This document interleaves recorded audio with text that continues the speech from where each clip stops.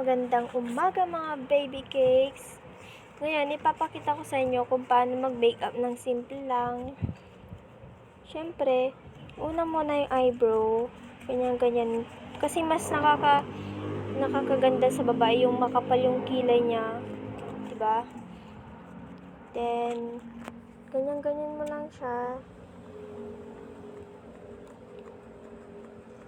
Siyempre, pinapaganda ka niyan. Yung ganda kayo ng kilay ng mga babae. Siyempre. Then, maglilip tint na tayo. Tingnan nyo naman yung lips ko. Puting-puti. Kakagising lang kasi. Then, ang init dito guys. Tingnan nyo, napapawisan tuloy ako. Siyempre, mainit nga, diba? Kaya magpupunas muna para hindi magmukhang haggard.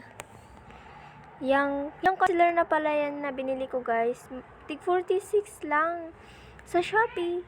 Ano pang hinihintay mo? I-check out mo na yan. Or i-add to cart. Nabubul pa ako. Add to cart mo na yan, be. Ano pang hinihintay mo dyan? Huwag ka nang tumunga ka dyan, be.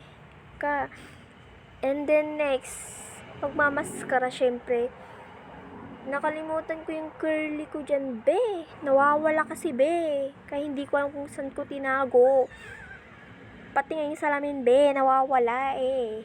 Hahulog lang pala. Hindi ko alam kung paano nangyari yun. Yan, yung concealer na pinapakita ko na yan. Tig 46 lang. Tingnan nyo naman, be. Ang cute. Be, ang cute. Tingnan mo naman, oh. Diba? Opa. Ang cute niya. Nagustuhan ko lang sa kanya is ang cute-cute niya, be. Ang liit-liit niya, be. Tingnan mo, be. O, pa-transition pen si ate girl. Tignan mo, be. Transition pa tong babaeng to. Tignan mo. Daming arte. Ang OA. Ang OA mo, ate girl. Tingnan mo. Sige. Bahala ka dyan. Tingnan mo pa, transition pa siya, oh. Yun lang, bye-bye. Paganda-ganda lang dyan.